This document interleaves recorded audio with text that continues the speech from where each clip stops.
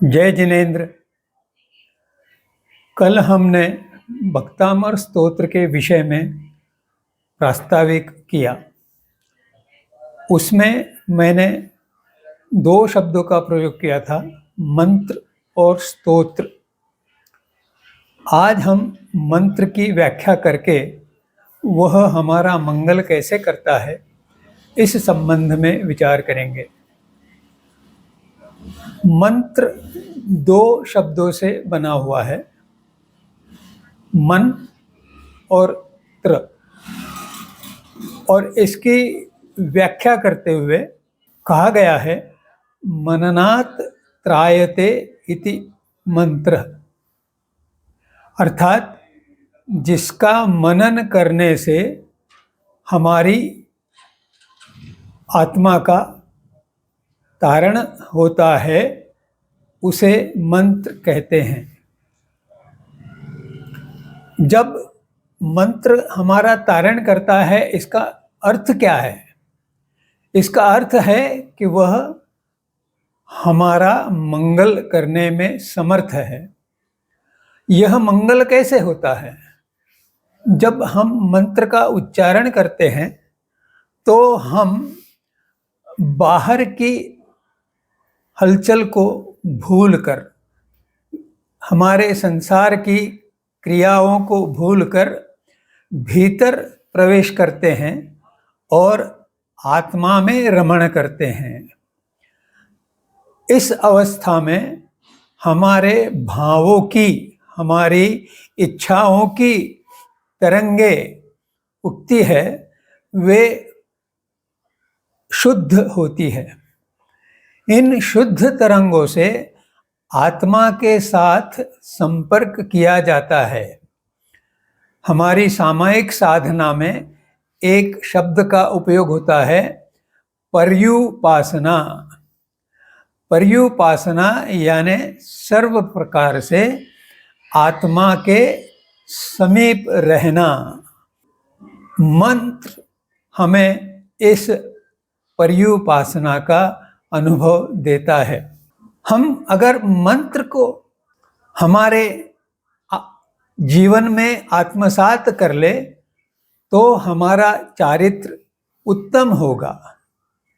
उसकी पहली सीढ़ी है कि हम मंत्र को कंठस्थ करें, यानी बिना पुस्तिका को देखे मंत्र को हम बोल सके। इस अवस्था में हमारी स्मरण शक्ति विकसित हो। जब हमें कंठस्थ हो गया यह मंत्र, तो हम उसको मन में धारण करें। मन में धारण करना अर्थात मन को स्थिर करना, मन की चपलता को रोकना। जब मंत्र मन में स्थिर हो जाता है तो हम मनस्थ अवस्था को, अर्थात मन को स्थिर करने की अवस्था को पहुंचते हैं। एक बार मंत्र मन में स्थित हो गया तो हम भीतर की यात्रा कर सकते हैं। क्या मतलब है इसकी भीतर की यात्रा का?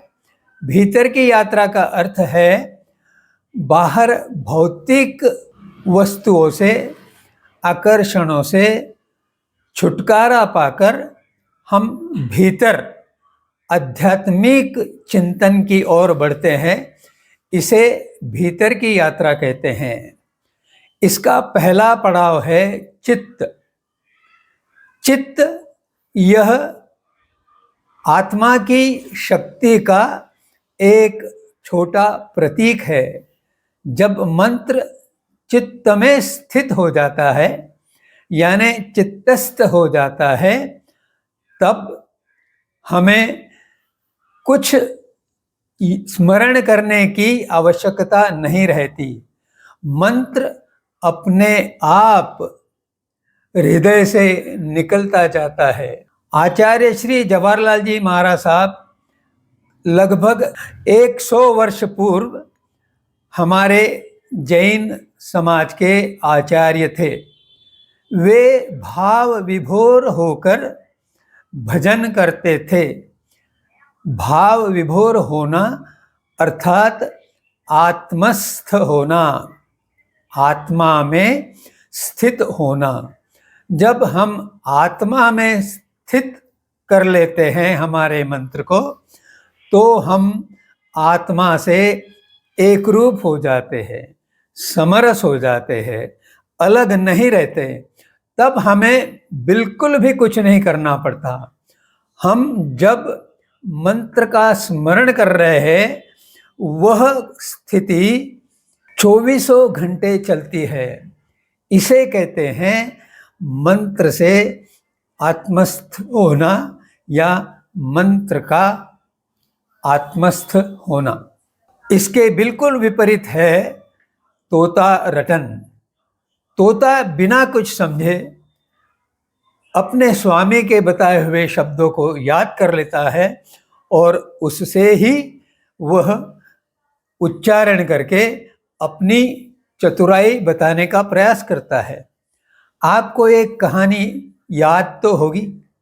एक ही तोते के 2 बच्चे अलग अलग स्थान पर बढ़े। एक तोता साधु के घर था और दूसरा तोता चोर के घर। दोनों के परिवरिश में इतना अंतर था कि उनकी वाणी से ही यह पता चलता था। चोर के यहाँ यह स्वाभाविक था कि वह किसी का स्वागत करने से रहा, और अगर गलती से कर लिया तो उसके मुंह से शुभ वचन निकलना बहुत ही कठिन है। और साधु के यहाँ जिसकी परवरिश हुई, वह कोई व्यक्ति आए तो उसका स्वागत करता, पधारिए, नमस्कार, इन शब्दों से स्वागत करता। तो हमें तोता रटन में नहीं फंसना है, क्योंकि उसमें गुण और दोष का विवेक करने की शक्ति नहीं है। गुणों का विकास करने के लिए हमें गुणों का स्मरण करना चाहिए।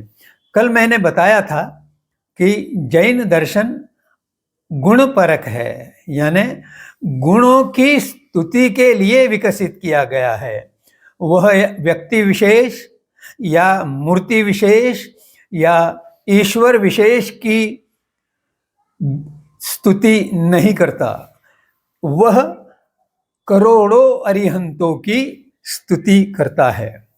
गुण स्मरण करने से मस्तिष्क में हमेशा गुणों का चिंतन होता रहता है, और जब गुणों का चिंतन होता रहता है तो हमें किसी दूसरे में प्रतिबिंबित गुण दिखाई देने लगते हैं, और जब गुण दिखाई देने लगते हैं तो हमें हमारे आत्मशोधन की इच्छा जागृत होती है, क्रिया होने लगती है। आत्मशोधन यानी स्वयं के दोषों का निराकरण करके आत्मशुद्धि को प्राप्त करना, और इसके लिए हम आत्मशोध कर सकते हैं। अर्थात हमारे में कौन से दुर्गुण हैं, उनको ज्ञात करके हम हमारे उन दुर्गुणों का बहिष्कार कर सकते हैं।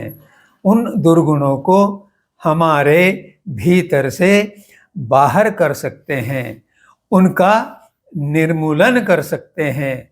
याद रहे, दुर्गुण एक रोग है और रोग का निर्मूलन आत्मशोधन की औषधि से होता है।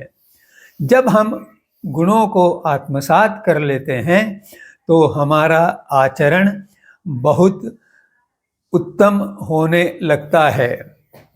उसी से हमारे विचार जो बाहर आते हैं वे शुद्ध विचार होते हैं, और इन शुद्ध विचारों का बहुत महत्व है, क्योंकि सुविचार से ही मन में शब्दों का निर्माण होता है और शब्दों के उच्चारण द्वारा हमारे वचन व्यक्त होते हैं, बाहर निकलते हैं। इन वचनों की गुणवत्ता से लोग, समाज हमारे आचरण का मोल करते हैं, आचरण को समझते हैं। और जब यह उच्चारण हमारा स्वाभाविक हो जाता है, नित्य हो जाता है, तब हमारा आचरण अपने आप उत्तम हो जाता है। तभी लोग कहने लग जाते हैं कि यह व्यक्ति गुणी है। यही हमारे उत्तम विचारों का अंतिम परिणाम है। हमारे विचारों का प्रारंभ मन में कैसे होता है? एक कुछ विषय हमको चर्चा के लिए हमारे मन में उपस्थित होता है, उसमें हम तर्क वितर्क करने लगते हैं। इन्हीं तर्क वितर्कों से हम विचार की अच्छाई या बुराई का अनुमान लगाते हैं। मन में कुछ संकल्प विकल्प भी निर्माण होते हैं। संकल्प और विकल्प अर्थात विचार और उससे और आगे का विचार। जब ये विचार एक दूसरे से द्वंद्व करते हैं, तब एक तरह से हमारे मन में हम उस विषय पर चर्चा कर रहे हैं। उसी चर्चा को हम विवेचन कह सकते हैं। और हम अगर तार्किक पद्धति से इस विवेचन को आगे बढ़ाए तो उसे हम विश्लेषण कह सकते हैं। जब विश्लेषण तर्क के आधार पर पुष्ट हुआ तो हम हमारे विचार को एक दृढ़ विचार रूप में प्रस्तुत करते हैं। और वह जब गुणी विचार होता है तो हमारा आचरण शुद्ध होता है। अब संसार के व्यवहारों में विचारों का आदान प्रदान आवश्यक है, परंतु साधना के वक्त मन में कोई विचार नहीं होना चाहिए, अर्थात मन निर्विचार होना चाहिए। जब मन निर्विचार होता है तब चित्त निर्विकार होने की संभावना रहती है, क्योंकि निर्विकल्प मन की स्थिति चित्त को एक स्थान पर लक्षित करती है, एकाग्र बनाती है, समरस बनाती है। तब उसके अंतर में सांसारिक बातों का अभाव रहता है। उस अभाव के कारण वह निर्विकार स्थिति में पहुंचता है और समाधि में या साधना में चित्त की निर्विकारता का अत्यधिक महत्व है। जब चित्त निर्विकार हो गया तो आत्मा का उत्थान प्रारंभ होता है।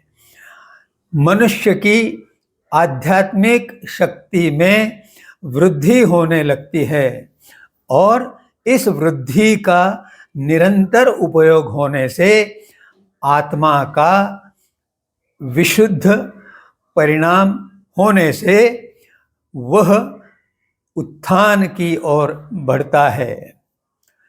इसलिए हमें मंत्र जो आत्मस्थ हो उसका उपयोग करना चाहिए। इस मंगल की एक और दूसरी व्याख्या दी गई है। मंत्र मंगल करता है, इसलिए उसे मंगल भी कहा जा सकता है।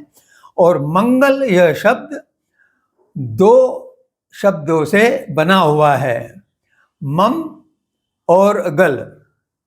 मम का अर्थ है मल और गल का अर्थ है गल, गलना, छानना।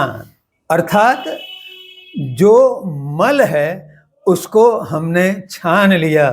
जैसे जल में अगर कुछ मल है तो उसको कपड़े से छान लिया जाता है। इसी तरह से मंगल जो है वह हमारे भीतर पहुंचे हुए दुर्गुण रूपी दोषों को अपनी विवेक रूपी छाननी से छान लेता है।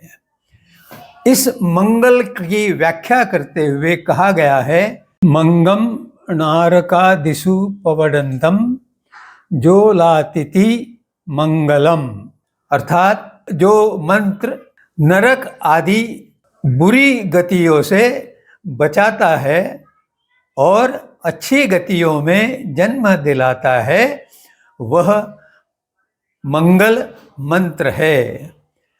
हमारे जैन दर्शन में दो बहुत सुलभ और छोटे मंत्र है।